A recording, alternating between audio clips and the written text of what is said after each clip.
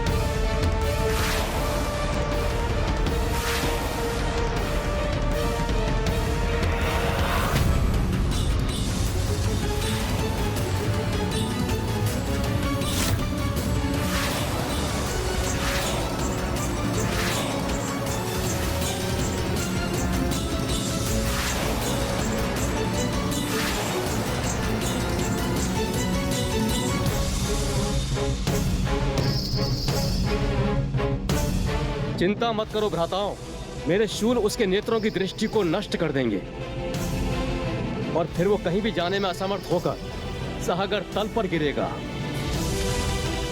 तब भ्राता बलधर, आप अपनी मीन के अंत का प्रतिशोध लेंगे।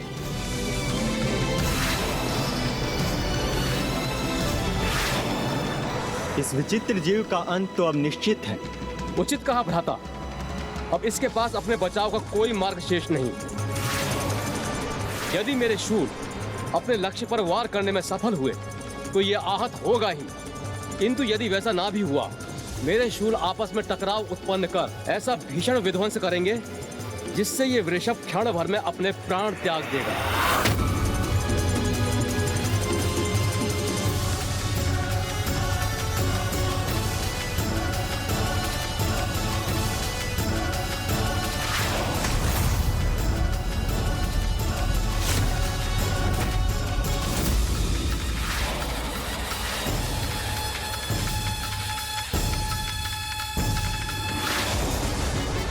विश्वास नहीं होता, मेरे दोनों शूल की दिशा परिवर्तित कर दी इस वृषभ ने।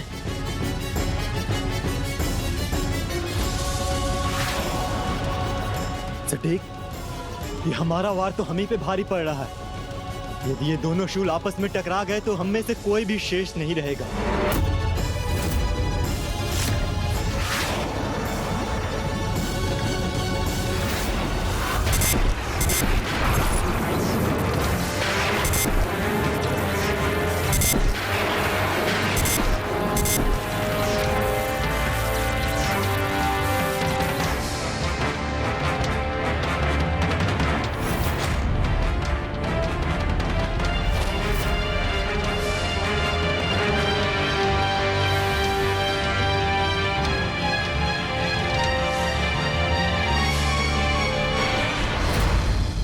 तुमने तो कहा था मुझे प्रतिशोध प्राप्त होगा, आनंद आएगा, किंतु इस दृश्य से तो मैं तनिक भी आनंदित नहीं हुआ। अपितु मेरा क्रोध और बढ़ता जा रहा है।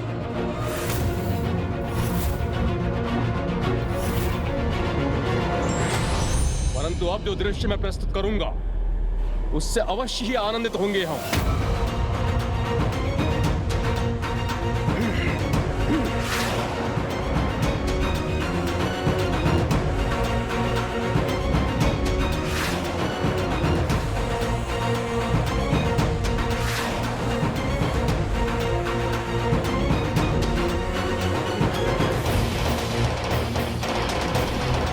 हे नारायण, मैं कहां जाऊं? मुझे उचित दिशा निर्देश दे प्रभु। अंतिम अस्त्र का चिन्ह तो लुप्त हो चुका है।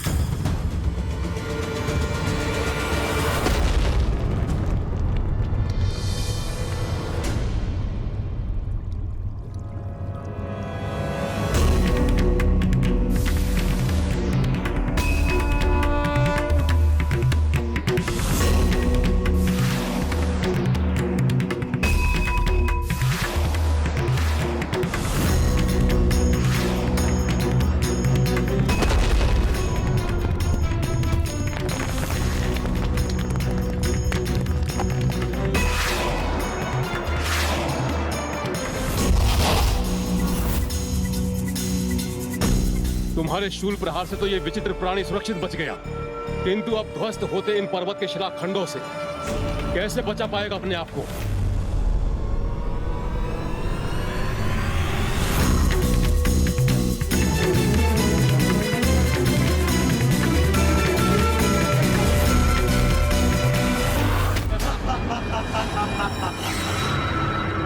ये तो आपका अति उत्तम वार था भ्राता बलधर।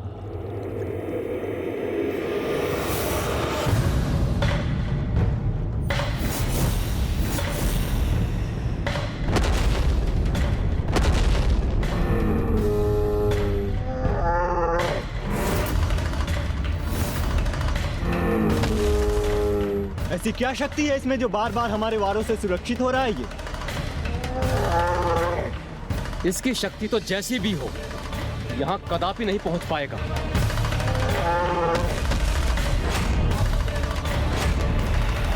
कोई मुझे यहाँ पहुँचने से रोकने का प्रयास कर रहा था।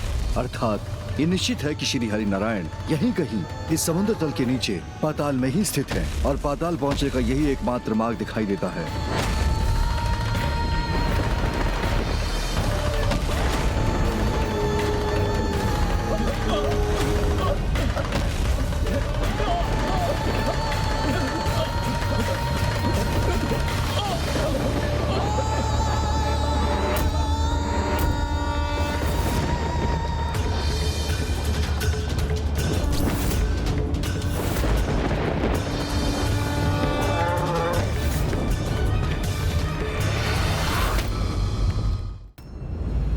संकट निकट है, इसलिए हमें जो भी करना है शीघ्र ही करना होगा।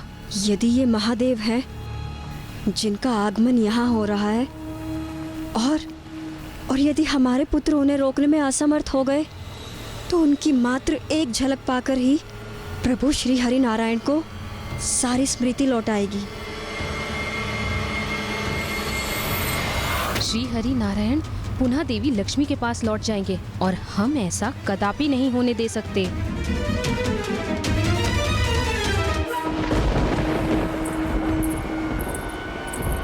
कक्ष सज्ज है, चलिए इन्हें ले चलते हैं।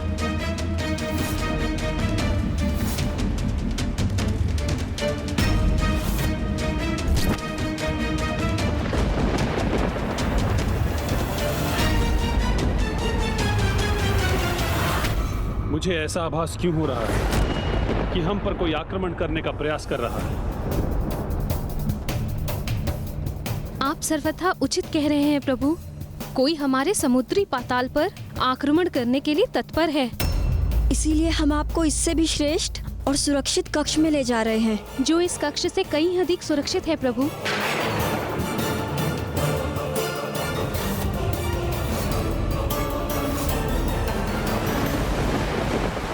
किंतु यदि कोई हम पर आक्रमण कर रहा है तो मुझे उसका सामना करना चाहिए।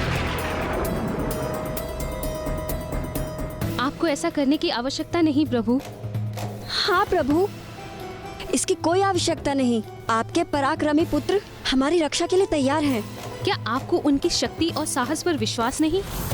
अभी तो आपने कहा कि हमारे पुत्र इतने पराक्रमी हैं कि वो किसी भी शक्तिशाली सेना को पराजित कर सकते हैं। मुझे अपने पुत्रों पर पूर्ण विश्वास है, इसीलिए मुझे किसी सुरक्षित कक्ष में जाने की कोई आवश्यकता नहीं।